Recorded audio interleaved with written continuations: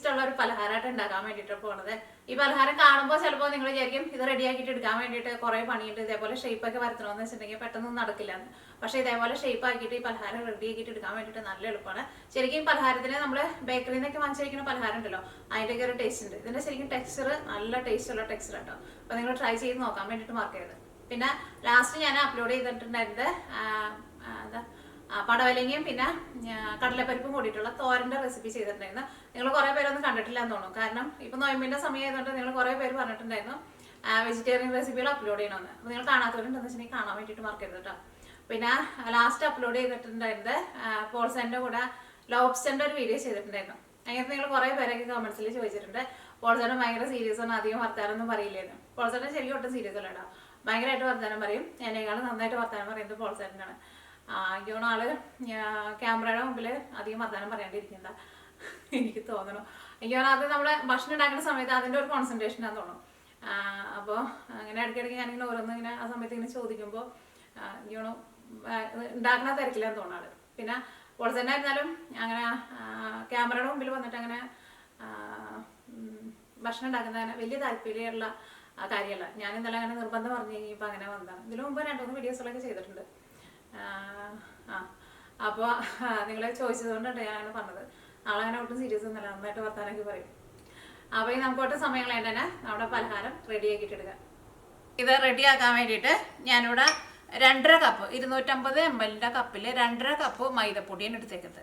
അല്ലെങ്കിൽ നിങ്ങളിപ്പോൾ ഗ്രാം കണക്കിലാണ് എടുക്കണതെന്ന് വെച്ചിട്ടുണ്ടെങ്കിൽ 400 ഗ്രാം മൈദപ്പൊടി എടുക്കുക. ഇതിലേക്ക് നമുക്ക് ആവശ്യത്തിന് ഉപ്പ് ചേർക്കാം. ഉപ്പ് ചേർത്ത് കഴിഞ്ഞിട്ട് ഉപ്പ് മൈദപ്പൊടിയിൽ നന്നായിട്ട് മിക്സ് ചെയ്യുക. മൈദപ്പൊടിയോ അല്ലെങ്കിൽ ഓൾ പർപ്പസ് ഫ്ലോർ ആയിരുന്നാലും കുഴപ്പമില്ല, രണ്ടും സെയിം തന്നെ കേട്ടോ. കാരണം നമ്മുടെ ഇന്ത്യയിലേക്ക് ഈ ഓൾ പർപ്പസ് ഫ്ലോർ മൈദപ്പൊടി എന്ന് പറഞ്ഞിട്ടാണ് വരാം. പക്ഷേ ഇന്ത്യക്ക് പുറത്ത് പോയിട്ടുണ്ടെന്ന് വെച്ചിട്ടുണ്ടെങ്കിൽ മൈദപ്പൊടി നമുക്ക് ഓൾ പർപ്പസ് ഫ്ലോർ എന്ന് പറഞ്ഞിട്ടാണ് വാങ്ങാൻ വേണ്ടിയിട്ട്. അപ്പോൾ ഉപ്പ് ഇതിനകത്ത് നന്നായിട്ട് മിക്സ് ആയിട്ടുണ്ട്. ഇതിലേക്ക് ഞാനിവിടെ 1/2 കപ്പ് ഓയിലാണ് ചേർക്കുന്നത്. അത് നമ്മുടെ നാട്ടിലെ സൺഫ്ലവർ ഓയിൽ ഉണ്ടല്ലോ, ആ ഓയിൽ ചേർക്കുക, അല്ലെങ്കിൽ ആ വെളിച്ചെണ്ണ, ഏത് ടൈപ്പ് ഓയിലായിരുന്നാലും കുഴപ്പമില്ല.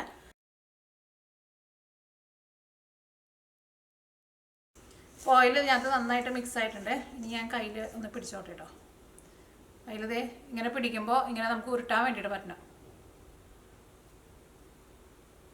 ഇതിലേക്ക് നമ്മൾ ആവശ്യത്തിന് വെള്ളം ഒഴിച്ചിട്ട് നമ്മൾ ചപ്പാത്തിക്കൊക്കെ കുഴച്ചിട്ട് എടുക്കില്ലേ, അതേപോലെ നല്ല സോഫ്റ്റായിട്ട് കുഴച്ചിട്ട് എടുക്കുക. അതിലേക്ക് സാധാരണ വെള്ളം ചേർത്താൽ മതി, ചൂടുള്ളൊന്നും ചേർക്കണ്ട.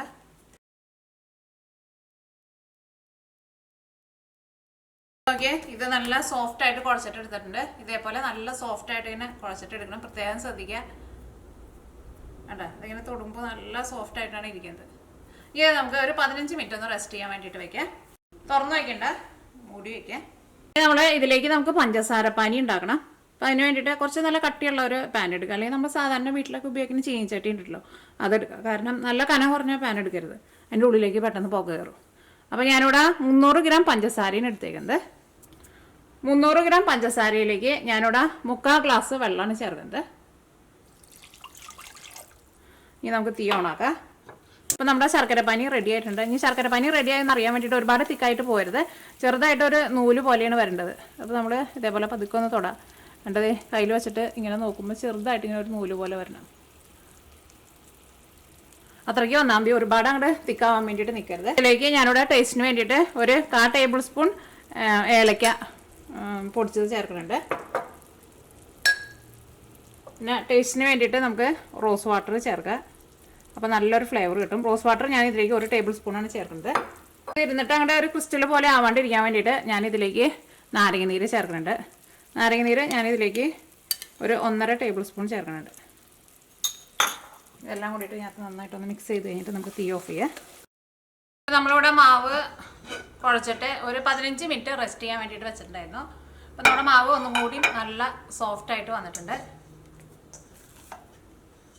നല്ല സോഫ്റ്റായിട്ടാണ് ഇരിക്കുന്നത്. ഈ മാവ് നമുക്ക് ഒന്നുകൂടി ഒന്ന് കുഴച്ചിട്ടെടുക്കുക. അപ്പോൾ ഒന്നുകൂടി നന്നായിട്ടൊന്ന് സോഫ്റ്റായിട്ട് വരും. ഇതിൽ നിന്ന് നമുക്ക് നമ്മൾ ചപ്പാത്തിക്ക് എടുക്കണതിനേക്കാളും കുറച്ചും കൂടി വലിയ ഉരുളയാക്കിയിട്ട് എടുക്കണം. ഇത്രയ്ക്കുള്ള ഉരുളയാക്കിയിട്ട് എടുക്കുക. ഇതിനി ഒന്നും കൂടിയും ഒന്ന് സോഫ്റ്റാക്കിയിട്ട് ഒന്ന് കുഴച്ചിട്ടെടുക്കുക. ഇത് ഓൾറെഡി നല്ല സോഫ്റ്റായിട്ടാണ് ഇരിക്കുന്നത്. ഇത് നമ്മൾ ചപ്പാത്തിക്ക് പരത്തില്ലേ, അതേപോലെ നല്ല കനം കുറച്ചിട്ട് വേണം പരത്താൻ വേണ്ടിയിട്ട്. കുറച്ച് പരത്തിയെടുത്തിട്ടുണ്ട്. പക്ഷേ ഇതൊരു ഷേപ്പിലാണ്ടാണല്ലോ ഇരിക്കുന്നത്. ഇനി നമുക്കിതൊരു ഷേപ്പ് ആക്കാൻ വേണ്ടിയിട്ട് ഇതിൻ്റെ ഈ സൈഡിൽ നിന്നും ഈ മുകളിൽ നിന്നൊക്കെ ഒന്ന് കട്ട് ചെയ്ത് മാറ്റാം. അപ്പോൾ ഇതേപോലെ ഇങ്ങനെ കട്ട് ചെയ്തെടുത്തിട്ടുണ്ട്. ഇനി ഇത് എന്ത് ചെയ്യണമെന്ന് വെച്ചിട്ടുണ്ടെങ്കിൽ ഇത് നമ്മൾ നിറച്ച് ഇങ്ങനെ ചെറുതായിട്ട് ഇങ്ങനെ വരഞ്ഞ് കൊടുക്കണം. അപ്പോൾ ഞാൻ അതിന് വേണ്ടിയിട്ട് നോക്കി ഇവിടെ ഒരു പിസ്സ കട്ടറാണ് എടുത്തേക്കുന്നത്. പിസ്സ കട്ടർ ഇപ്പോൾ ഇല്ലയെന്ന് വെച്ചിട്ടുണ്ടെങ്കിൽ കത്തി വെച്ചിട്ട് വരഞ്ഞാലും ഒരു കുഴപ്പമില്ല. അപ്പോൾ വരയുമ്പോൾ ഏറ്റവും ഈ എൻഡിൽ നിന്ന് കുറച്ച് സ്ഥലം വിടണം. അതേപോലെ അവസാനം എൻഡ് വരുമ്പോഴും കുറച്ച് സ്ഥലം അവിടെ വിടണം. ഫുള്ളായിട്ട് അങ്ങോട്ട് ഈ എൻഡിൽ കൊണ്ടുപോയിട്ട് നമ്മൾ വരയരുത്. അത് തുടക്കത്തിലും അങ്ങനെ തന്നെ ഈ സ്റ്റാർട്ടിങ്ങിൽ കൊണ്ടുപോയിട്ട് നമ്മൾ വരഞ്ഞു കൊടുക്കരുത്. കുറച്ച് നീക്കിയിട്ട് വേണം വരയാൻ വേണ്ടിയിട്ട്. പിന്നെ വരയുമ്പോൾ ഈ സൈഡിൽ നിന്ന് ഈ രണ്ട് സൈഡിൽ നിന്ന് കുറച്ച് സ്ഥലം അങ്ങോട്ട് വിടണം. ഫുള്ളായിട്ട് ഇങ്ങനെ വരയരുത്. ഫുള്ളായിട്ട് വരഞ്ഞിട്ടുണ്ടെങ്കിൽ ഇതാകെ ഓരോ പീസായിട്ട് വിട്ടുപോലോ. പിന്നെ പൊടിയിട്ട് കൊടുക്കുന്ന കാര്യം നിങ്ങൾ മറക്കരുത് കേട്ടോ, മറക്കാണ്ട് ചെയ്യണം. ഇവിടെ കുറച്ച് സ്ഥലം അങ്ങനെ വിട്ടിട്ട് പിസ്സ കട്ടർ ഒന്ന് അമർത്തി വെച്ചിട്ട് ഒന്ന് കട്ട് ചെയ്ത് കൊടുത്തോ. അല്ലെങ്കിൽ ചിലപ്പോൾ ചില സ്ഥലത്ത് ചിലപ്പോൾ കൊണ്ട് കട്ടാവില്ല കേട്ടോ. അടുപ്പിച്ച് ചെറുതായിട്ട് ഇങ്ങനെ വരഞ്ഞു കൊടുക്കുക. നല്ല അടുപ്പിച്ച് തന്നെ ചെയ്യുക. ഒരുപാട് ഗ്യാപ്പ് ഇട്ടിട്ട് ചെയ്യണ്ട. അപ്പം നമ്മുടെ ഇത് കാണാൻ വേണ്ടിയിട്ട് അത്രയും ഭംഗി ഉണ്ടാവില്ല. അതുപോലെ നമ്മൾ വരഞ്ഞെടുത്തിട്ടുണ്ട്. ഇനി എന്താണെന്ന് വെച്ചിട്ടുണ്ടെങ്കിൽ ഈ 4 കോർണർ ഉണ്ടല്ലോ, ഈ 4 കോർണറിൽ കുറേശ്ശെ വെള്ളം ഒന്ന് അതിന് വെച്ച് കൊടുക്കുക. കാരണം ഇതിങ്ങനെ നമ്മൾ ഇങ്ങോട്ടേക്ക് ഫോൾഡ് ചെയ്യും ഒട്ടിച്ച് കൊടുക്കാൻ വേണ്ടിയിട്ട്. സാധാരണ വെള്ളം കേട്ടോ. ഇവിടെ കുറച്ചൊന്ന് വെച്ച് കൊടുക്കുക. ഒന്ന് അമർത്തിയിട്ട് ഇങ്ങനെ വെച്ച് കൊടുക്കുക. ഇവിടെ വെച്ച് കൊടുക്കുക. ഇത് നമ്മൾ ഒരു ലെയറായിട്ട് ഇങ്ങോട്ടേക്ക് നമ്മൾ ഫോൾഡ് ചെയ്യാൻ വേണ്ടിയിട്ട് പോവാണ്. ഇങ്ങനെ എടുക്കുക.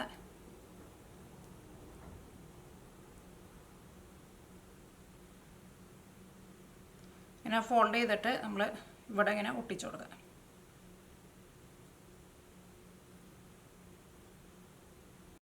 എൻഡിൽ നന്നായിട്ട് പ്രസ് ചെയ്ത് കൊടുക്കുക. അപ്പോൾ അത് അവിടെ അങ്ങനെ ഒട്ടിയിരുന്നോളൂ.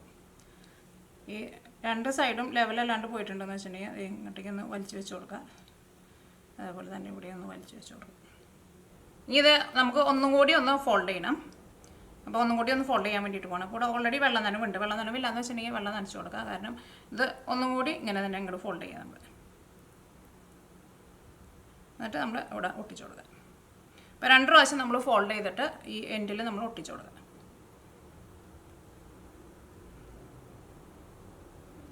നമ്മൾ ഇവിടെ ഇവിടെ ഉണ്ടല്ലോ ഈ 2 സൈഡ്, ഈ സൈഡ് പതുക്കെ ഒന്ന് സ്ട്രെച്ച് ചെയ്ത് കൊടുക്കുക. അതേപോലെ തന്നെ ഈ സൈഡും ഒന്ന് വലിച്ചിട്ട് ഇവിടെ നമ്മളൊന്ന് ഒട്ടിച്ചു കൊടുക്കുക. അത് അവസാനമാകുമ്പോൾ ഈ 2 സൈഡ് നമ്മൾ തന്നെ ജസ്റ്റ് ഒന്ന് സ്ട്രെച്ച് ചെയ്തിട്ട് ഇങ്ങനെ ഒന്ന് വലിച്ചിട്ട് ഈ 2 സൈഡൊന്ന് ഒട്ടിച്ചു കൊടുത്താൽ മതി. അപ്പോൾ അതേ നമുക്ക് ഇതേപോലെ ഇങ്ങനെ കിട്ടും. ഇതിപ്പോൾ ഒരുപാട് നോക്കിയേ നല്ല ലെയറൊക്കെ വന്നിട്ട് ഇപ്പോൾ തന്നെ കാണാൻ വേണ്ടിയിട്ട് നല്ല ഭംഗിയാണ്. ഇനി എന്തെയ്യണമെന്ന് വെച്ചിട്ടുണ്ടെങ്കിൽ ഇതിൻ്റെ ഈ ഇവിടെ ഉണ്ടല്ലോ ഇതിൻ്റെ സെൻറ്ററിലായിട്ട് ഇതേപോലെ നമുക്കൊരു ഗ്യാപ്പ് എടുക്കുക. ഇവിടെ ഈ സെൻറ്ററിൽ ഇതേപോലെ നമ്മളിങ്ങനെ ഒരു ഗ്യാപ്പ് എടുക്കുക. കണ്ട അതിനു മുമ്പായിട്ട് നമ്മുടെ ഈ സൈഡ് ഉണ്ടല്ലോ, ഈ സൈഡ് നമുക്ക് എല്ലാം കൂടിയിട്ടൊന്ന് ഒരുമിച്ച് ഇങ്ങനെ കൂട്ടിക്കൊണ്ടുവരും.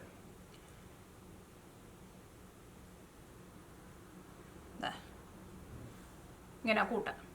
ഇങ്ങനെ കൂട്ടി കഴിഞ്ഞിട്ട് ഇവിടെയും ഒന്ന് പതുക്കെ ഒന്ന് നീട്ടി കൊടുക്കുക. കാരണം ഇവിടെ അങ്ങനെ എല്ലാം കൂടിയിട്ട് കൂട്ടി കഴിഞ്ഞ് ഇപ്പോൾ ഇവിടെ ഭയങ്കര തിക്കായിട്ടായിരിക്കും ഇരിക്കുക.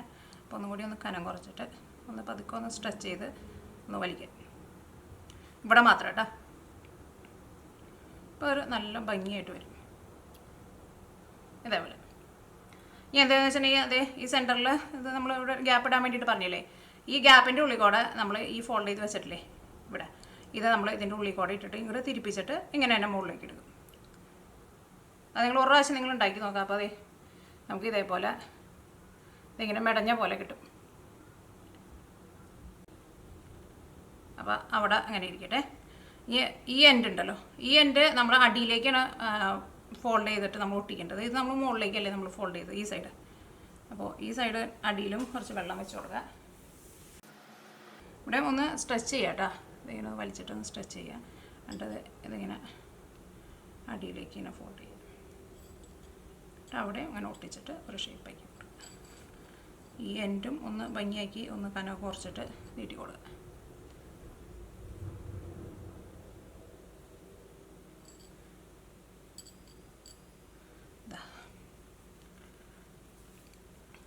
ഇപ്പോൾ ഇതിരിക്കണുണ്ട്.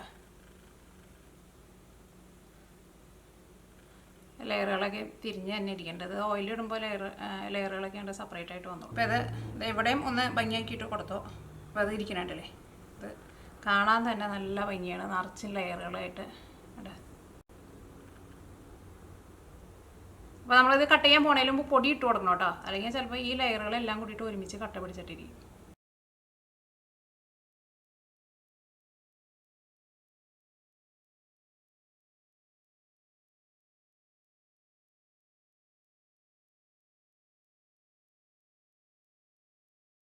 അപ്പോൾ ഇവിടെ നമ്മളെല്ലാവരും ഇതേപോലെ ഇങ്ങനെ ഷേപ്പ് ആക്കിയിട്ട് എടുത്തിട്ടുണ്ട്. അപ്പോൾ ഇത്രയ്ക്ക് വെച്ചിട്ട് നമുക്കൊരു 10 അല്ലെങ്കിൽ ഒരു 11 എണ്ണം കേട്ടോ ഉണ്ടാക്കാൻ വേണ്ടിയിട്ട് പറ്റാം. ഇനി ഇത് നമ്മൾ ഫ്രൈ ചെയ്തിട്ട് എടുക്കാൻ വേണ്ടിയിട്ട് പോവാണ്. നമ്മൾ ഓയിലിലേക്ക് ഇടാൻ പോണതിന് മുമ്പ് ഏതെങ്കിലും ഇവിടെ ഇങ്ങനെ ഈ ഇവിടെ ഉണ്ടല്ലോ, ഇവിടെ അങ്ങനെ ഷേപ്പ് ആവാണ്ട് ഇരിക്കണുണ്ടെന്ന് വെച്ചിട്ടുണ്ടെങ്കിൽ ഒന്നും കൂടി ഒന്ന് അമർത്തിയിട്ട് ഒന്ന് ഷേപ്പ് ആക്കിയിട്ട് കൊടുത്തോട്ടെ. എല്ലാവരും റെഡി ആയി കഴിഞ്ഞ് കഴിയുമ്പോൾ ഒന്നും കൂടി എല്ലാവരും എടുത്തിട്ട് ഒന്നും കൂടി ഒന്ന് അവിടെ ഒന്ന് പ്രസ്സൊക്കെ ചെയ്ത് ഒന്ന് പതുക്കെ ഒന്ന് നീട്ടി കൊടുക്കാം അവിടെ. അപ്പോഴേക്കും അത് കാണാൻ വേണ്ടിയിട്ട് നല്ല ഭംഗിയുണ്ടാവുക.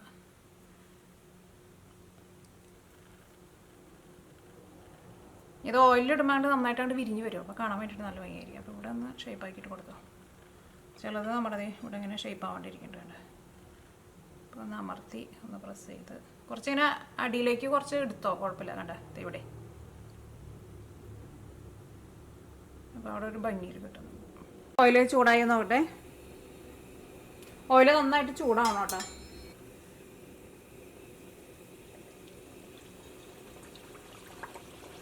അടുപ്പിച്ച് ഇട്ട് കൊടുക്കരുത് കേട്ടോ, കാരണം ഇതൊന്ന് വലുതായി ഇങ്ങനെ വിടർന്ന് വരും.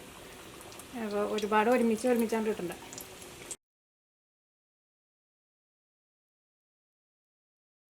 നമ്മൾ ആദ്യം ഇട്ടതൊക്കെ നന്നായിട്ട് മുരിഞ്ഞിട്ടുണ്ട്. ഇത് നമുക്ക് ഓയിലിൽ നിന്ന് എടുത്ത് മാറ്റാം. ഈ ഓയിലിൽ നിന്ന് എടുത്ത് മാറ്റുമ്പോൾ നമ്മൾ ഡയറക്റ്റ് നമ്മുടെ പഞ്ചസാര പാനിയിലേക്കാട്ടോ ഇടേണ്ടത്. അപ്പോൾ ഞങ്ങൾക്ക് 2 എണ്ണം ഇടാനുള്ള സ്ഥലമുള്ളൂ, മറ്റേത് പറഞ്ഞാൽ റെഡി ആയിട്ടുണ്ട്. പഞ്ചസാര പാനിയിൽ ഇട്ടിട്ട് നോക്കി 2 സൈഡും തിരിച്ച് മറിച്ചൊന്ന് ഇട്ട് കൊടുക്കുക.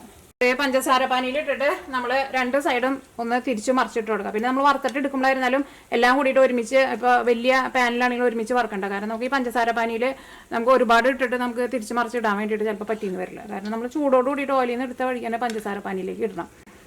അപ്പോഴായിരിക്കും നമ്മുടെ ഈ പഞ്ചസാര പാനി ഇതുമ്പോൾ ശരിക്കും പിടിക്കുക. ഇപ്പോൾ ഇതിൻ്റെ ഉള്ള പഞ്ചസാര പാനി നന്നായിട്ട് പിടിച്ചിട്ടുണ്ട്. ഇപ്പോൾ നമ്മുടെ പഞ്ചസാര ഇത് നമുക്ക് ഈ സിറപ്പിൽ നിന്ന് എടുത്ത് മാറ്റും. ഒരുപാട് നേരം ഇടണ്ട, 2 സൈഡും തിരിച്ച് മറിച്ചിട്ടിട്ട് തന്നെ ഇതുമ്പോൾ നന്നായിട്ട് പിടിച്ചോളും.